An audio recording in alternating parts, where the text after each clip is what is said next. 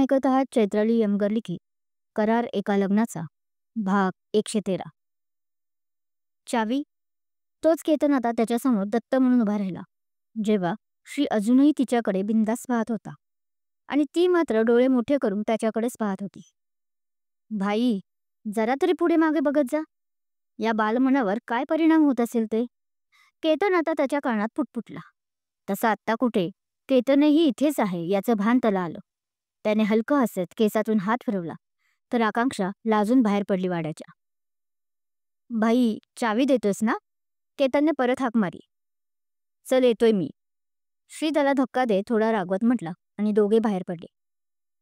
अभि, तू बोलणारच नाहीस का माझ्याशी? श्री इकडे आकांक्षामध्ये गुंतला आहे हे पाहून केतकी बाहेर पडली होती वाड्याच्या. कारण अभि बाहेर गाडीजवळ काहीतरी करत आहे हे तिने आतूनच पाहिलं होतं आणि हा आलेला मोका ती बरं हातून सोडणार होती. दिवसभर तो कधी भाई, कधी केतन तर कधी तात्यांबरोबर असल्याने तिला नीट बोलता चालं नव्हतं. साधं तर मनवणार तरी कशी होती बिचारी. केतकी प्लीज, मला सध्या खरंच बोलायचे नाही आहे. माझा राग शांत झाला की मी बोलेल. त्याने तिला स्पष्ट केले आणि तिच्या खांद्यावरील क्रॉस बॅग देत म्हणाला. ठीक आहे, नको बोलूस. ती पण मग आपली क्रॉस बॅग अजून आपल्याजवळ घट्ट धरून गाडीत जाऊन बसली. हा पुढे गेलाय म्हणून गाडीची दुसरी चावी श्रीने त्याला दिली होती सामान आत ठेवायला. नाही म्हटलं तरी एक दिवस पूर्ण जाणार होता ट्रॅव्हलिंगमध्ये. यार, जास्तच ताणलं का आपण? तिचा असा राग पाहून आता त्याला कसं तरीच वाटलं आणि त्याने केसातून हात फिरवत स्वतःशीच म्हटलं. तोही कालपासून पाहतच होता की ती किती मनवायचा त्याला प्रयत्न करत होती. चला, निघायचं? तो विचार करत असतानाच इथे आता श्री व केतने त्याला म्हणाले. तुमचीच वाट पाहत आहे. तोही मग ड्रायव्हिंग सीटच्या शेजारच्या सीटचे दार उघडून म्हणाला. त्याने आकांक्षाला खुणावले, जी आपली सॅक घेऊन उभी होती. आज त्याला आपली बहीण खूप मोठी वाटत होती आणि त्यामुळे तिच्यासाठी मनात गर्व दाटून आला. नकळतच डोळे ओलावले. तीही मग असून आत बसली ड्रायव्हिंग सीटवर. अर्थात श्री बसणार होता आणि मागे तो व केतकी, तर त्याच्या मागच्या सीटवर केतन व तात्या असे अरेंजमेंट केली होती या बॉईज लोकांनीच आधीच. श्रीची म्हणजे अभिला रिक्वेस्ट होती तशी. हे काय, तात्या येणार नाहीत का? केतूने विचारले. कारण तिचा अंदाज होता की तात्या मधल्या सीटवर बसतील आणि मागे केतन व अभि. पण अभिला आपल्या शेजारी बसलेलं पाहून जराशी गोंधळून गेली ती. का? तुला आता मी शेजारी बसलेलोही चालणार नाही का? पण तिच्या बोलण्यानं थोडा हर्टच झाला अभि आणि तो हळूच तिच्या कानात म्हणाला. नाही, असं मी कुठं म्हणाले. पण त्याचा तो बोलण्याचा टोन ऐकून आपण त्याला हर्ट केले नकळतपणे हे कळून चुकले तिला आणि ती चाचरीतच बोलते. ते तर मी तात्या आल्या नाहीत अजून म्हणून काळजीने म्हटलं. तिने स्पष्ट केलं.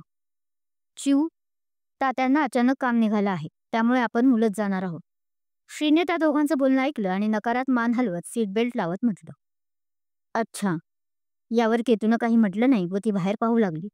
तोपर्यंत श्रीने कार बाहेर काढली होती.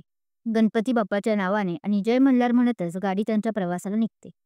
आधी ते औंधच्या देवीचं, पालीच्या खंडोबाचं आणि शिखर शिंगणापूर देवस्थान करून घेतात आणि थोडं उन्हं उतरल्यावर जेजुरी गड सर करायचं ठरतं. संध्याकाळी 4 नंतर 100 पायऱ्या चढणं तसं पाहिलं तर खूपच रिस्की होतं यावेळी. पण अभि, श्री यामुळे दोघी मस्त एन्जॉय करत होत्या. अय बाळा, पहिल्यांदा लग्नानंतर येत आहे तर 5 पायऱ्या उचलून ये बरं आपल्या बायकोसनी. ते तिथे चप्पल काढत होते तिथल्या एक वयस्कर माणूस श्रीला म्हणाला. जेजुरी गडाचं तर माहीतच आहे की नवीन लग्न झालेल्या नवरदेवानं नवरीला 5 पायऱ्या उचलून न्यायच्या असतात. तो बिचारा आकांक्षाला असं साडीत पाहत असल्याने श्रीला बोलला होता. हो, पण काका, आमचं लगीन नाही झालं अजून. साखरपुडा झालाय. श्री अजून केसातून हात फिरवत त्यांना म्हणाला. सारी ते मला. तसं ते वयस्कर माणूस पटकन बोलतात. अहो चालतंय की आजोबा. श्रीबाई, आमचा तसा तगडा गडी आहे. लग्नानंतर ते परत येतील तेव्हा बी उचलतील आणि आता आज बी. काय भाई, उचलशील ना आमच्या बहिणींना 2दा? तोच केतन हे दोघे कुठे अडकले आता या विचारात आला होता. तसा यांचा संवाद त्याच्या कानावर पडला. आधीच सकाळपासून हे चौघे त्याला एकटं सोडत होते. जोडीने जे ते फिरत होते सगळीकडे आणि केतनला कुणीच पार्टनर नसल्याने बिचारा तो मात्र एकटाच फोटो शूटिंग करत फिरत होता. पुरता वैतागला होता. मोठे कुणी नसल्याने हे दोन कपल मस्त एन्जॉय करत होते सकाळपासूनच.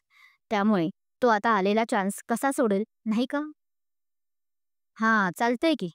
भोला शंकर आमचा तुमच्या या जोडीचे कल्याणच करेल रे बाबा. तो वयस्कर माणूसही केतनला साथ देत त्या दोघांना आशीर्वाद देत म्हणतो. पण श्री मात्र केतनकडे रागानं पाहतो. असं नाही की त्याला नव्हतं उचलायचं. खरं तर त्याने हाच प्लॅन केला होता. पण तो सरप्राईज करणार होता आपल्या जाणीवन आकांक्षाला.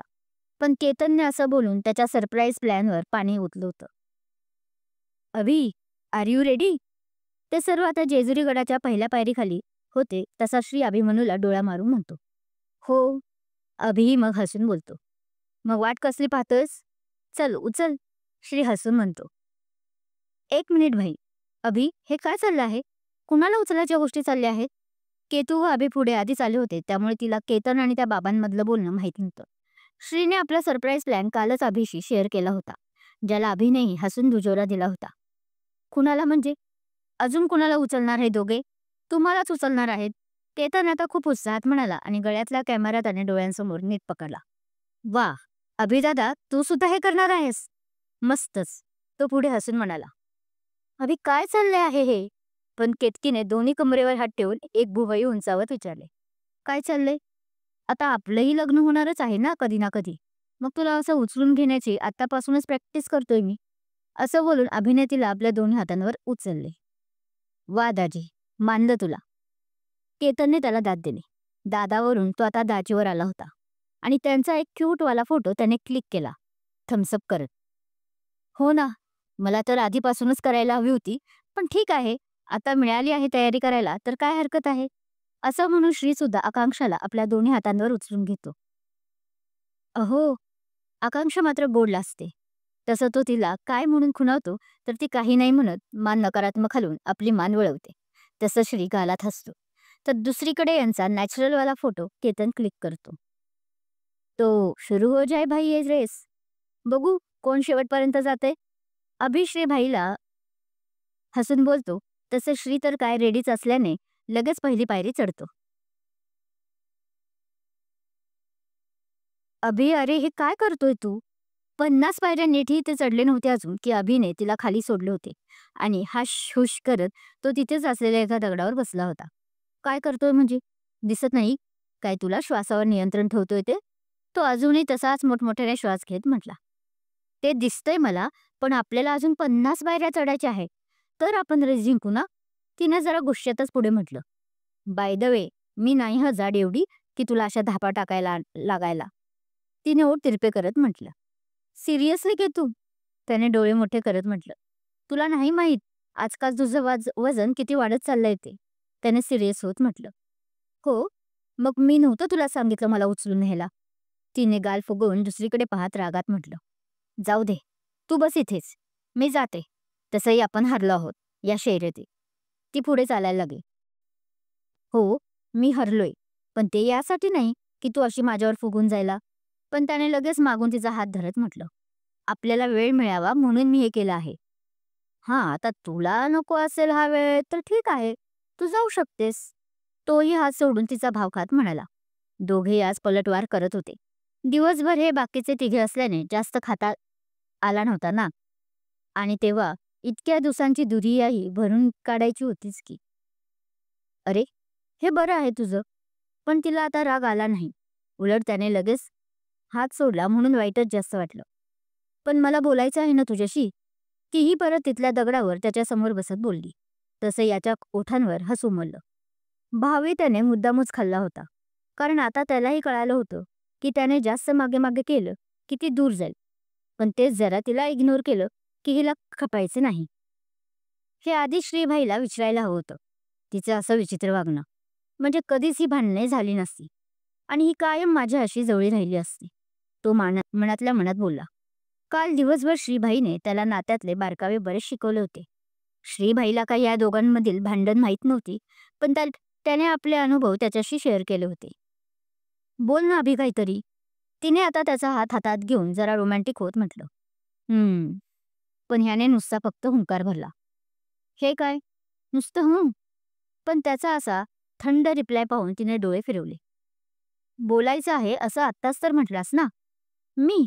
मी कुठे म्हणालो की मला तुझ्याशी बोलायचं आहे? परत ॲटिट्यूड त्याच्या चेहऱ्यावर. तसं आता त्याने आपले डोळे मोठे केले. इतके मोठे की तो सामावून गेला असता तिच्यात अख्खा. "अगं, मी तर फक्त वेळ पाहिजे आपल्याला असंच म्हणालो." तो शेवटचं वाक्य जरा दबकतच म्हणाला. "हो." कारण आता डोळे अजूनही मोठे जे झाले होते. "अच्छा, मग नाही बोलायचं तुला तर काय करायचं आहे?" तिने आपल्या भुवया उंचावल्या. "हां, आता कसा महत्वाचा प्रश्न विचारला." त्याने हसून म्हटलं आणि तिच्यासमोर हात केला. तसं तिनं काय केलं? काय? असं डोळ्यांनी खुणावलं. "अगं आधी हात तर ठेव." त्याने तिला परत हात दाखवत म्हटलं. तसं तिनं गुपचूप हात ठेवला आणि त्यानं पटकन तिला आपल्याकडे ओढून घेतलं. ज्यामुळे त्याचे ओठ तिच्या गालावर स्पर्शून गेले. ती तशी शहारली. हो, ही पहिली वेळ नव्हती दोघांची. पण त्याचं असं जवळ येणं नेहमीचंच तिला मोहरून टाकत असे. मग आज का नाही ती मोहरणार? त्यात असा एकांत आणि समोरच सूर्यास्त होतानाचा देखावा. निम्मा गड चढल्याने ते बरेच वर आले होते आणि संध्याकाळचे 5:30-6 वाजत आले होते. चल, आता लवकर अंधार पडेल. आपल्याला अजून भरपूर चढायचं आहे. एक 10 मिनिटं दोघं शांत बसली होती. तो सूर्यास्ताचा मस्त असा देखावा पाहत. पण आता अंधार पडू लागला तशी ती त्याला बोलल्या. हो, त्यालाही भान आलं. दोघेच मागे राहिले होते आणि रात्रीचे जास्त कोणी गडावर चढत नसे. पण यांना अभिषेक घालायचा असल्याने तात्यांनी तिथल्या मंदिरातल्या पुजारीला आधीच सर्व इन्स्ट्रक्शन्स दिल्या होत्या आणि रात्रीचा मुक्कामी त्या पुजारीच्याच घरी करण्याची सोय केली होती. ह्यांना बरंच उशीर होतोय ना? हे तिघे पुढे गेले होते. हा विचार करून की राहू द्या, जरा त्यांनाही एकांतात. पण हे दोघे खूप उशीर झाला तरी आले नव्हते. यांनी अभिषेक करून घेतला होता. 7:30 वाजत आले होते. तशी आकांक्षाच घाबरून श्रीला म्हणाली. "हो ना, मलाही काळजी आता वाटायला लागली आहे." श्रीही जरा टेन्शनमध्ये आला. कितीही अभिवर विश्वास असला तरी गडाचा हा असा रात्रीचा अनुभव ते सगळे पहिल्यांदाच घेत होते. आणि त्यात मोठे लोक असं कोणीच नव्हते सोबत. श्रीला आता उगीच यांना इतकी मोकळीक दिली असं वाटायला लागलं होतं.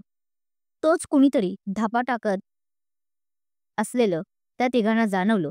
तसं मोबाईलच्या टॉर्चमध्ये येताना दिसले. तसं यांनी हुश केलं. "केतू, अगं किती उशीर? आम्ही केव्हाच पोहोचलो आहोत." पण तरीही श्रीभाई आपला भाईपणा दाखवत ते दोघे जवळ येताच अभिकडे रागाने पाहत तिला काळजीनं म्हटलं. "सॉरी भाई." तसा आता अभि बोला. "ॲक्च्युली तिची काही चूक नाही. ते माझे सँडल अचानक तुटले ना म्हणून." पण आता काय सांगावं म्हणून त्याने आपल्या सँडलकडे निर्देश करत थाप मारली. खरं तर थाप तशी खरी होतीच. सँडलला इतकी वर्ष सवय नव्हती ना अशा पायदळी चालत जाण्याची. त्यामुळे खालचे बिचाऱ्याचे सोल तुटले होते. त्यात तिचा भारी बराच वेळ त्या बिचाऱ्या सँडलने झेलला होता. बरं, ठीक आहे." त्यावर श्रीलाही काही बोलता आलं नाही. "चालायचं का आता माझ्या वाड्यावर?" तोच पुजारी तिथे येत बोलले. "आणि श्रीबाई, अभिषेक?" केतूने हळूच विचारले. "अगं केतू, आम्ही तुमची वाट पाहून हे काय आत्ताच करून घेतला." "सॉरी, पण अगं तुम्हाला खूप उशीर होत होता ना म्हणून." आकांक्षाने तिला डोळा मारून म्हटलं. तिला कळालं होतं की तिचा भैया मागं का थांबला असेल. कारण त्या टॉर्चच्या प्रकाशातही केतूच्या गालावर पडलेली लाली तिने ते येताच पाहिली होती. "बरं, चला आता, उशीर होतोय." श्रीने सगळ्यांना पुढे घेत स्वतः अभिचा हात धरत म्हटलं. "हो, परत अभि आणि केतू जर मागे राहिले तर?" पुजारी वयस्कर होते, एकटेच होते. पण सोबतीला दोघं जण असायचे रात्रीला या मंदिराची राखण करायला. तेच स्वयंपाक वगैरे बनवायचे. पुजारी आपली माहिती देत त्या सगळ्यांना घेऊन वाड्यावर आले. फ्रेश होऊन सगळे लगेच जेवलेही आणि त्यांनीच दिलेल्या खोली झोपायलाही पळाले.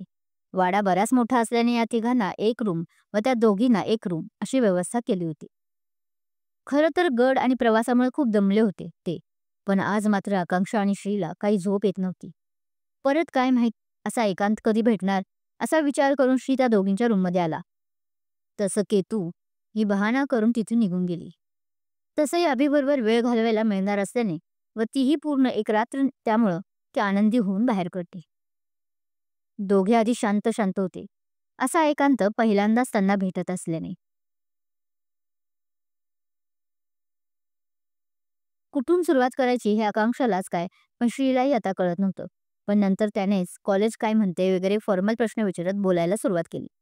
तशा गप्पा सुरू झाल्या पण त्याचबरोबर श्री तिच्या डोळ्यात हरवत चालला होता. त्यात तिने अजूनही साडी बदलली नव्हती. त्यामुळे ती यावेळी तर अजून मोहक दिसत होती त्याला. आणि दोघांनाही जगाचं भान राहिलं नाही आणि ते दोघे खूप क्लोज आले.